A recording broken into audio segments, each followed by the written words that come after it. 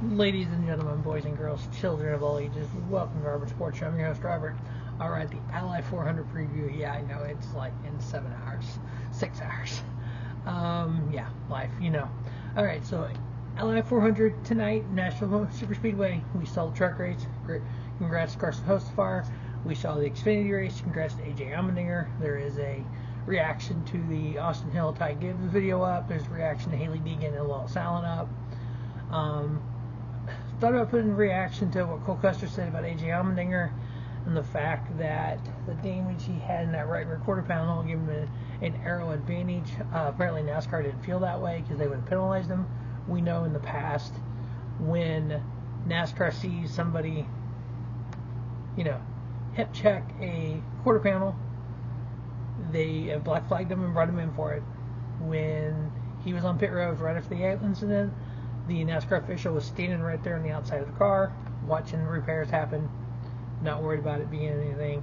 I love how Cole Custer runs his mouth and, oh, by the way, this Devil's Ear gets taken back to the R&D Center. Kudos to NASCAR for that. That was awesome.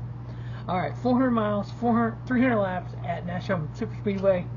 Yes, this is Nashville Super Speedway. It's a 1.33 mile concrete track, fairly flat. So, is it an intermediate? Is it a short track? Is it a flat track? It's a concrete track, but it's not like Dover or Bristol. So, how do you categorize this thing? I know, right?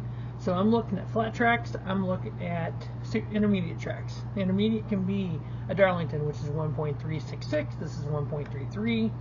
Gateway 1.25 is more runs like a short track, but it can also be an intermediate. Yeah, there's so many different dynamics there. But last year, this race, first time NASCAR been back ever at the Super Speedway. Xfinity and truck race there 10 years ago. So stage 1, Martin Truex Jr., Denny Hamlin, Ryan Blaney, Christopher Bell, Kevin Harvick. Stage 2, Martin Truex Jr., Denny Hamlin, Kyle Busch, Chase Elliott, Kurt Busch. Top 10 in the race, Chase Elliott, Kurt Busch, Ryan Blaney, Kyle Larson, Ross Chastain. Top 5, Denny Hamlin, Austin Cindric, Christopher Bell, Joey Logano, Kevin Harvick.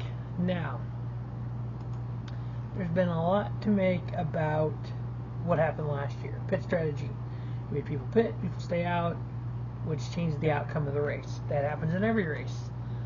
You had Chase Elliott stay out with track position. Track position's king. It always has been, always will be.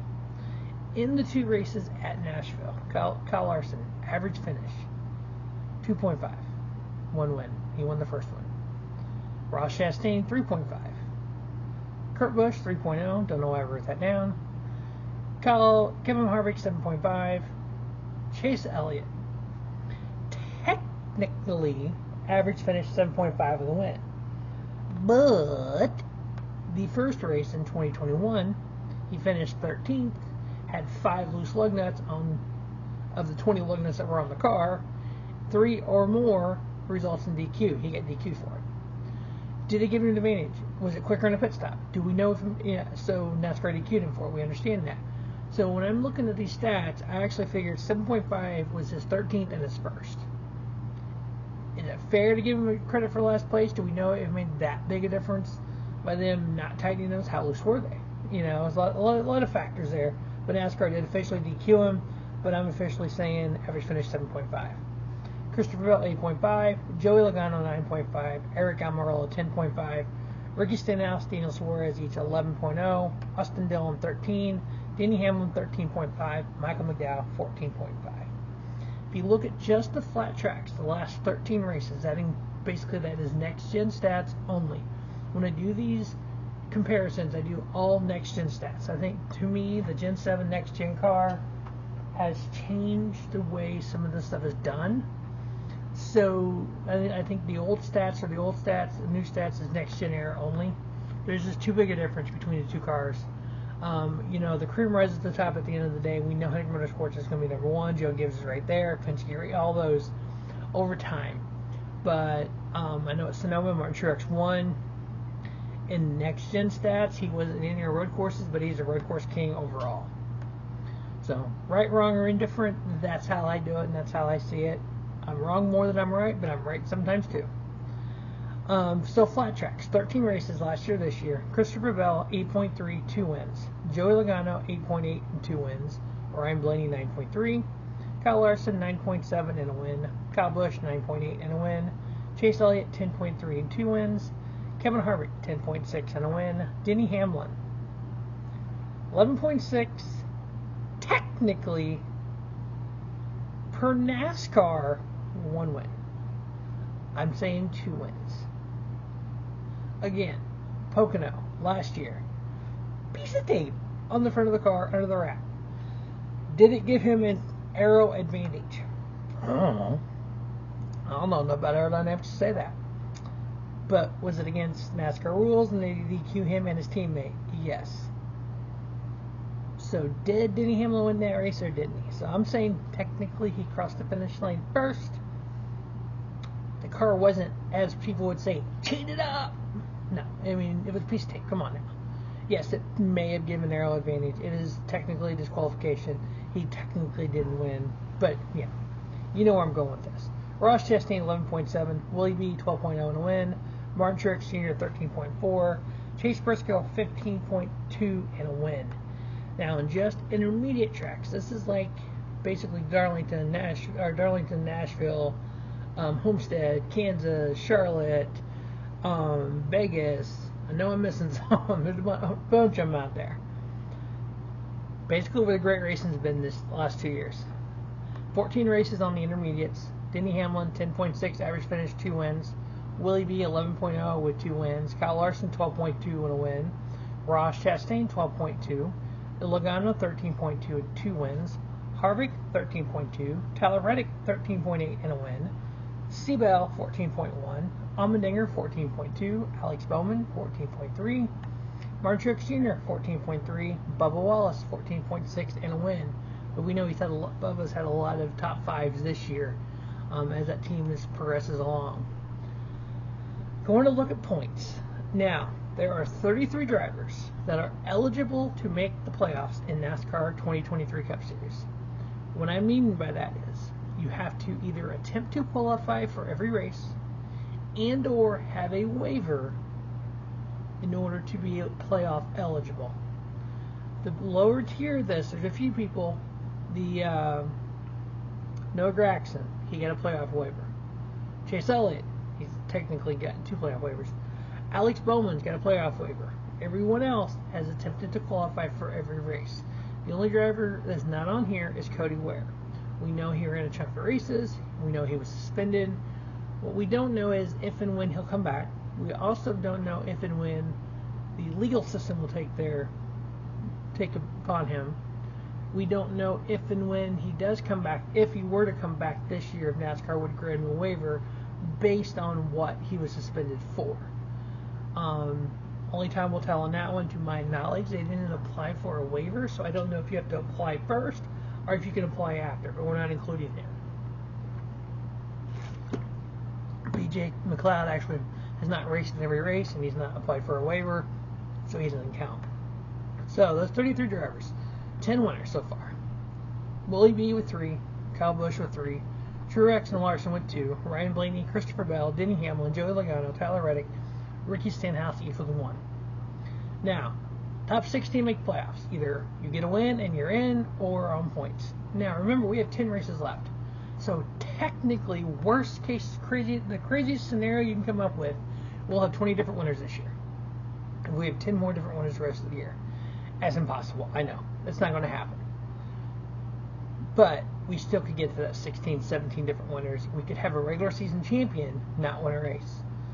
Right now, Ross Chastain is plus 173 to the cut line, but he is only 24 points out of the number 1 spot.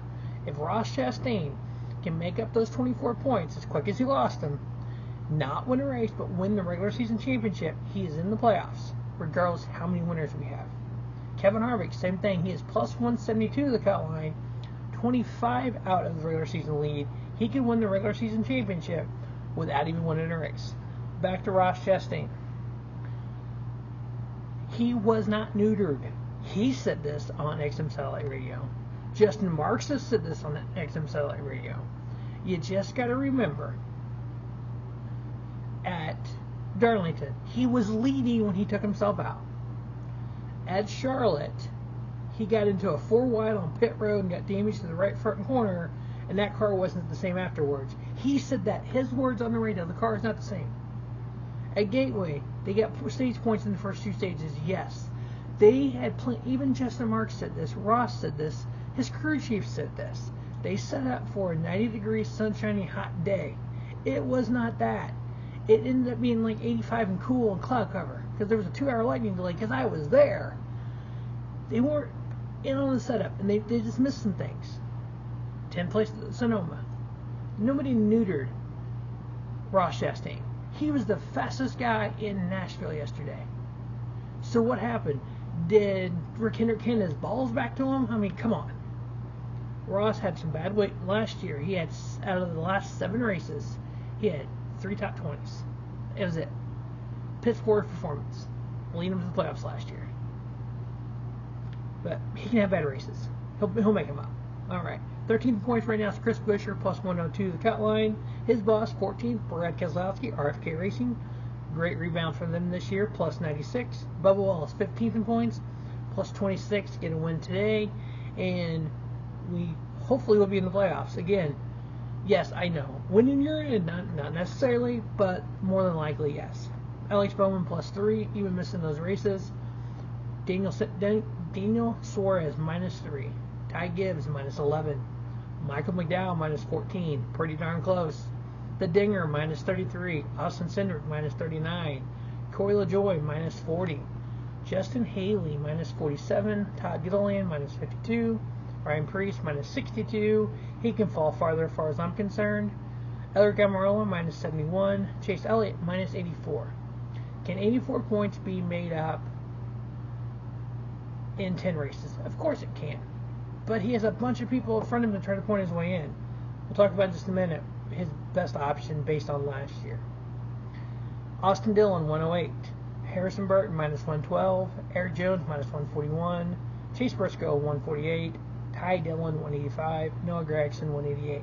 They're all must-wins. They have to win to get in. We have Nashville left. Intermediate-ish, flat-ish, intermediate concrete track. Who the heck knows about a strong street race? People can say they know. Honestly, I'm going to NASCAR Fantasy Live, Allmendinger, Austin Cindric, Michael McDowell, kind of empty the bench for those kind of guys. Maybe Tyler Reddick, maybe a Joey Logano because he likes to win first races. But we really don't know. It's going to be fun now. I'm going to look forward to it. Here's the thing though. Just like Chuckle Myers says, I'm an excitement drama guy like he is. I'm a stat book guy like Larry Mack. We've never raced on a street course. There's nothing to compare this to. Good, bad, or indifferent. Nobody can tell me this is the worst race in NASCAR history. How? What are you comparing it to? You can't compare it to another street race. We've never had another street race. Can't compare it to a road course because it's not a road course. You can't compare it to an oval because it's not an oval. Only time you can say that is you can compare. If we do it again, then you can compare it. Otherwise, there's no comparison. You can't say it's the best, worst, whatever. It is what it is. It's going to have good points. It's going to have bad points. The best thing for us to do as NASCAR fans is wait till we have another one to start trying to compare and contrast stuff. You can't compare and contrast to something that's, different. Apples and oranges. Yes, they're both fruit. They're both good. I like one, I don't like the other. But guess what? This is not what other things are. You can't compare it. It's its own unique thing. New Hampshire. That could be fun. Pocono. We don't know what happened there last year. Richmond, Michigan, Indy Road Course, Watkins Glen, and Daytona. So if you count road courses as wild cards, what some people do, we have 5 of the 10 races are wild cards. If you look at these races last year, obviously we didn't do the street race last year. Nashville, Atlanta, and Pocono, Chase Elliott won. New Hampshire was won by Christopher Bell. Michigan and Richmond won by Harvick. Watkins Glen was won by Kyle Larson. Austin Dillon won Daytona. That would give us 13 different winners. So if we ended up with that, if that was the scenario, Elliott won, Harvick won, Dillon won, no more unique winners, 13 different winners. The top 3 in points would make the playoffs. That's Ross Chastain, Kevin Harvick, and Harvick would win. So it would be Ross Chastain, Christopher Bell, Brad Keselowski would be your playoff scenario. I think Bubba can get a win. Our point is way in. I think, honestly, yes. With Ross Chastain plus 173, Kevin Harvick plus 172, Buescher plus 102. Bubba's got to win. Alex Bowman's got to win to guarantee a spot. If we had 13, at least 13 different winners. Because you start looking at, you bring Elliott up, throw him in there, that just bumps the line down. Harvick is right there on the line. Austin Dillon's below the line. What if AJ Allmendinger wins the street race? That's another one. I mean, yeah. It could get real fun the next 10 races. Alright, Fantasy Live, NASCAR Fantasy Live. I'm in the Team D League. Not doing well, but hey, it's fun. Bubba Wallace, Tyler Reddick, Kyle Larson, Denny Hamlin, William Byron on my starters. I got Ross Chastain in the garage just in case I need him. My picks to win the race for the show: Bubba Wallace, Tyler Reddick, Kyle Larson, and Denny Hamlin. As always, thanks for watching the Robert Sports Show, the At-Live 400 preview. It's going to be fun, fun, fun. If you're a pro wrestling fan, lots coming today and tomorrow. I got 3 Game Changer Wrestling shows, and then obviously the review of AEW, New Japan Pro Wrestling, Forbidden Door 2. As always, thanks for watching the Robert Sports Show, and don't just have a great day. Have a spiffy day. Robert Sports Show, your YouTube leader in sports channel content.